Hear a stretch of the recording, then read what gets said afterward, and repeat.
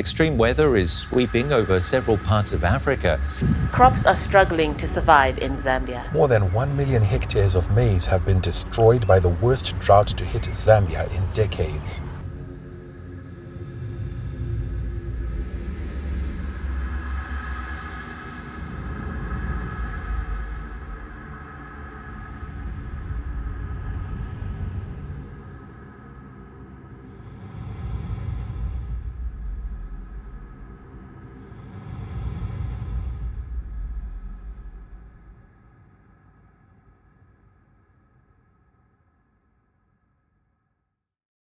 When we talk about adaptation, we have to talk about the fact that this is not a technical term. This is the reality that African countries and African communities live every day. The water used to reach somewhere here in 1977. All this, there was water. From February, March, this is July now, the water is somewhere there down. After this one, we go to that one. From that one, is when I will write a report so that engineers should come and we put another one inside the river. That's the position we have at the moment.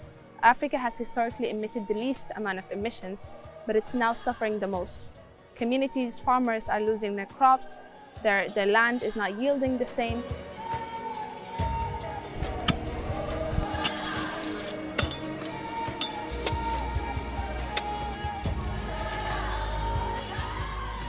Mendime munjanji kezwe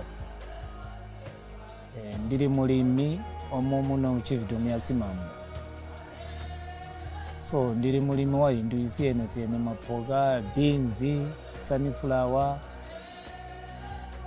ino jira kuti chupama ninge ninene ni hula taiwika potupe twambe buli 2022 to 2023 at least yakawawa akuti twakati twaguhya konsaizipo buli ndime kundigama ndali kuchite almost 65 bags but kuti hula yawa bwerede talerete kuguhya mabags atalere ku 300 so ihula tia ya nyongaji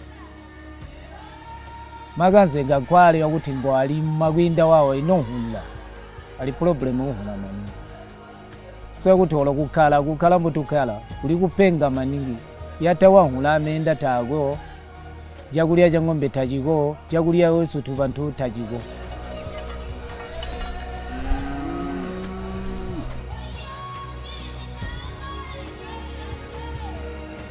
My name is Chimuka Hanyama. I'm from Lusitu.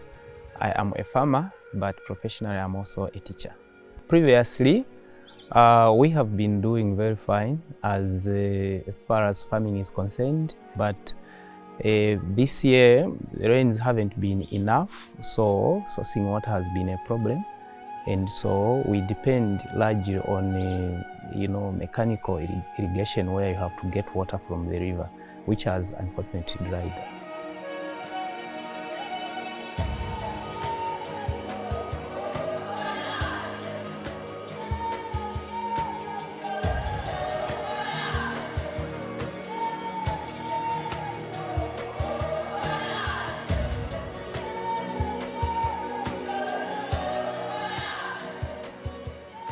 My name is William Chilofya.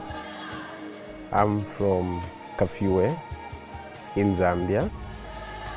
I'm a small-scale farmer that really love it. Drought is currently affecting Zambia. A lot of Zambians are in miserable situations, and it's really a big challenge. This hasn't only affected human beings, but also livestock has been greatly affected. Farmers are now meant to cover kilometers and kilometers just to look for water for their livestock. Also, families now have been put in a position where they really have to rationalize in terms of what they need to eat.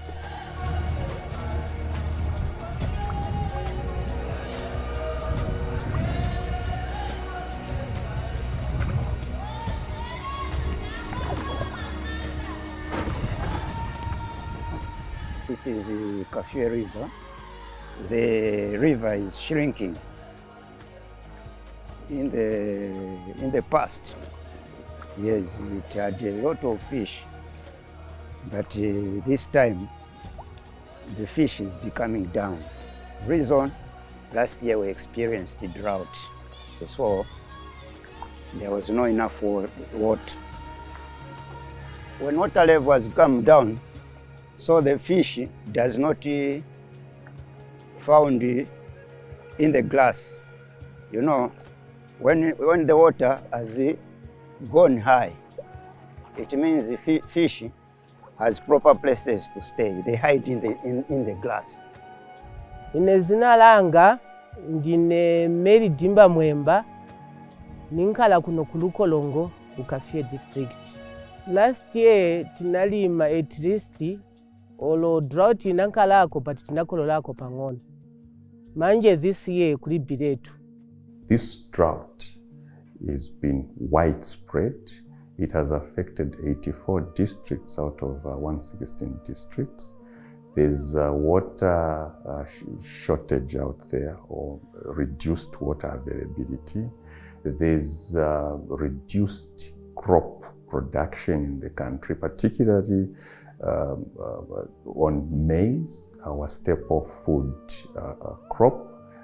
Out of about 2.2 million hectares that were planted of maize, about 1 million hectares has gone to waste because of the drought. So you can imagine the food security situation out there in the communities. The president declared the drought as a national disaster and emergency on 29th of February of this year, and he immediately gave a directive in terms of the measures that we need to take to build resilience. First of all, to respond to the drought, but also to ensure that we build the adaptive capacity and resilience of our communities and the economy in the short term, medium term, and long term. So adaptation is not an option. It's not a privilege. It's a necessity.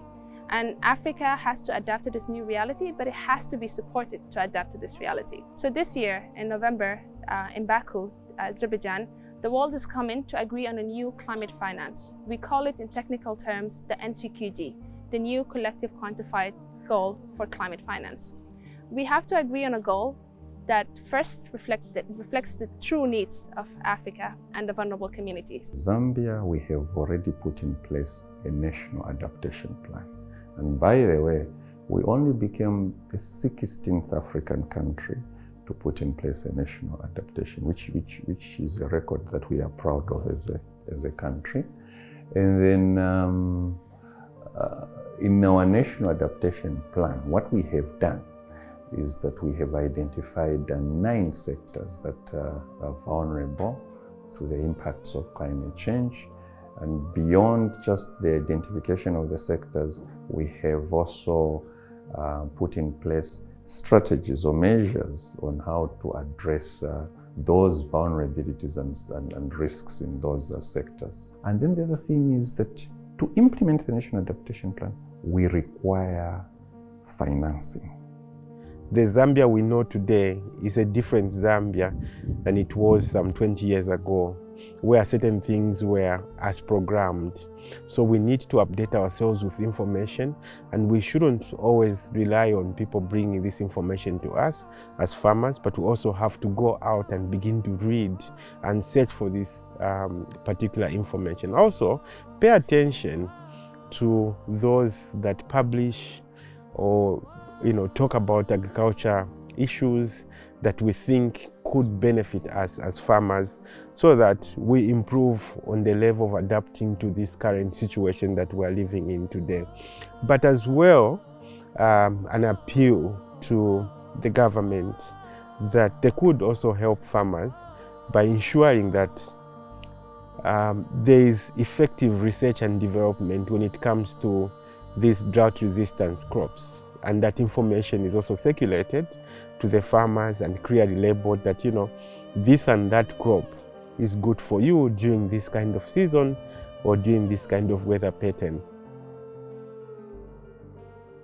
2020 to 2021 ndakalili midi ogenda kachita zo ndahanga mapoga so mulatiyaga kuchitaka tu before ndakabona kuti ati achitakapotungula ndakajanda njiya ng'ombe ndalima ng'ombe akula nani soga mwihonta akuhyanga no kuti nesingula akayima chiteni soga mwihonto yanka kuma chitengula yunka pia kumpeyo irapa kapoto ndakayikutebula almost 20 bucks njiya ndikwaya. We need a lot of awareness to show us farmers that things probably have changed. The second one is we need financial resources to enable, especially the rural farmers, to be able to adapt to the changes in climate. And then maybe we also need capacity building for a few farmers that are able to sustain themselves so that they can go into sustainable production. Tinaona climate change ambaye chilengeza climate change ni kujua vimitengo. So vimitengo tinasiya kutinakamba tisazijuba mitengo sazisoka malasha. So tiambeko monga solar ni energy power. Chinangu ine naganiza ati mwamene tajubira maona kudala malupiri kuti be vimitengo. So tieni tisunge mitengo yatu ili malupiri tise kujuva. So tinapangisa biogas. Biogas so tinakamba tinkale na energy power yakuti kusebenzesa vintu vamene sizitengako mitengo lokushoka malasha vopepuka vija. So if we do not have sufficient capacity at all levels, whether you're talking about national, subnational level, if we don't have sufficient capacity, then we will not be able to effectively implement the National Adaptation Plan. As we go to Baku, one of the important things that I think should be raised and emphasized, particularly for Africa, is that we need to increase the resources. For Africa, our context is adaptation. I know that we can do so much as Africa on the mitigation side, but we are on the receiving end of the adverse impacts of climate change. We need to adapt, and therefore we need to enhance mobilization at global level of adaptation finance. And the adaptation finance in this instance includes loss and damage. All of us need to be saying the same message: climate justice, climate finance, accessible climate finance that truly reflects the realities of the most vulnerable. So let's push for this message together.